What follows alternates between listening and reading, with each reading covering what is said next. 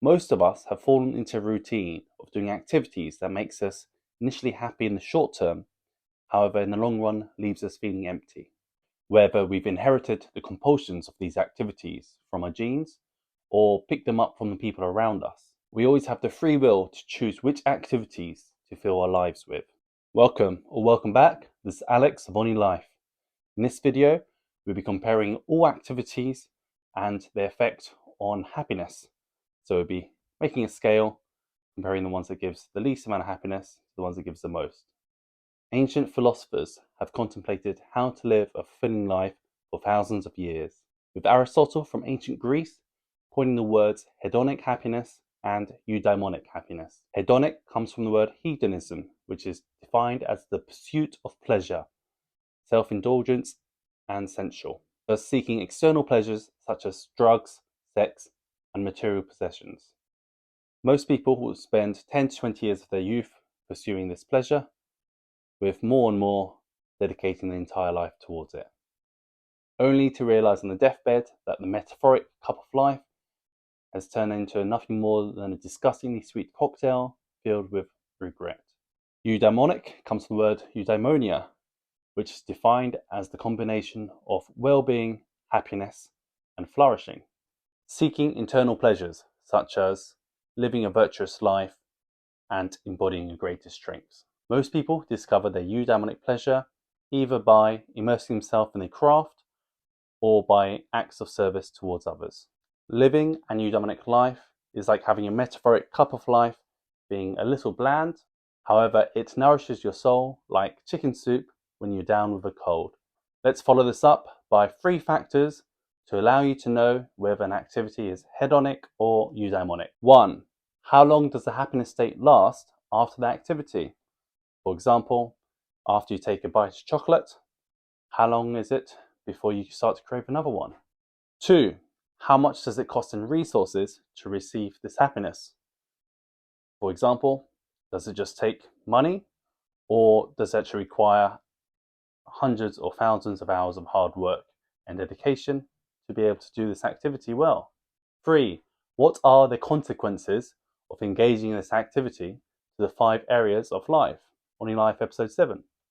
So your body, your mind, your spirit, your relationships, and your career and finance.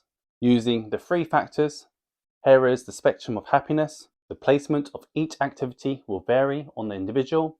However, it's still useful to see the rough outline as an average of the general population. From most hedonic, we have crime, such as murder, essay, burglary, etc. Then there's drugs, so non-medical reason drugs. Then we have smoking, such as tobacco, marijuana, and e-cigarettes. Then we have drinking alcohol, followed with unhealthy foods, so processed food high in calories, sugar, saturated or trans fats, and sodium. Then we have partying, going clubbing, and festivals, followed by gambling, casinos, horse racing, and lottery. Money, so it's useful, but still obsessing over it is not great. Then there's shopping for luxury brands and status bragging, gossip, spreading rumors and bad-mouthing others. Then validation, so taking actions solely for the approval of others. Fame, obsession over celebrities, idols, and entertainment industry. Media, so watching too much TV, streaming sites, social media, games, and virtual reality. We also have romance, so short-term romantic relationships, less than 6 to 12 months, hookups and casual dating. Then sex, so porn, prostitution, one-night stand, or with a long-term loving partner, which will be more eudaimonic. Followed up by beauty, which varies in happiness, depending on how extreme it is. So taking cosmetic surgery would be the most hedonic. Then makeup, skincare, and maintaining clean hygiene would be the most eudaimonic. Followed up by going into more eudaimonic activities. So security, taking care of housing and creating a comfortable environment. Friendship, building long-lasting connections.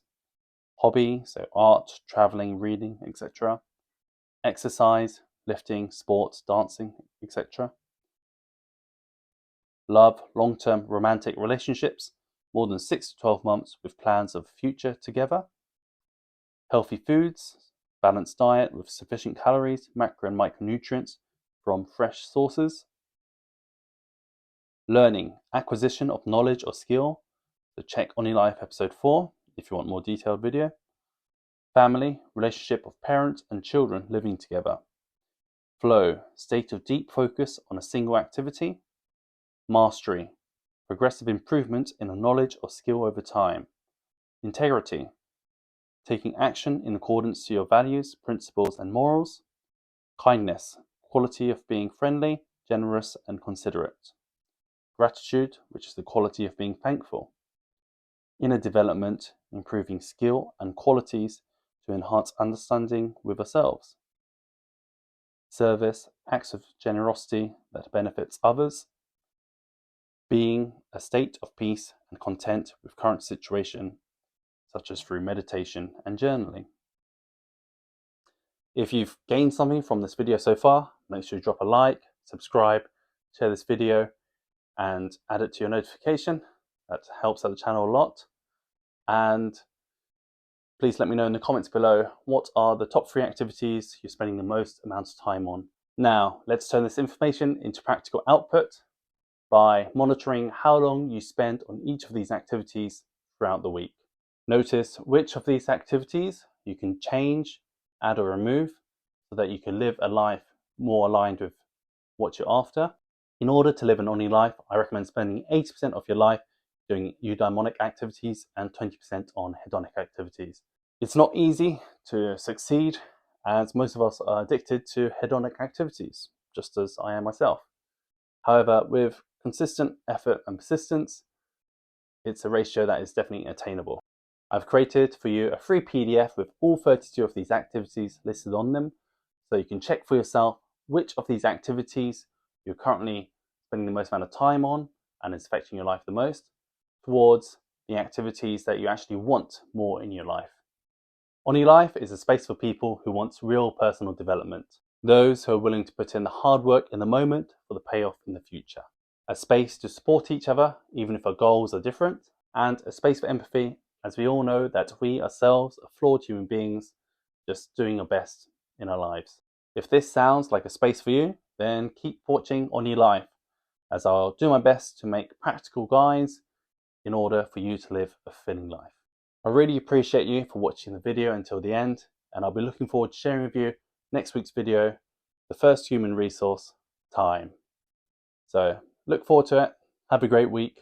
All the best. Peace out.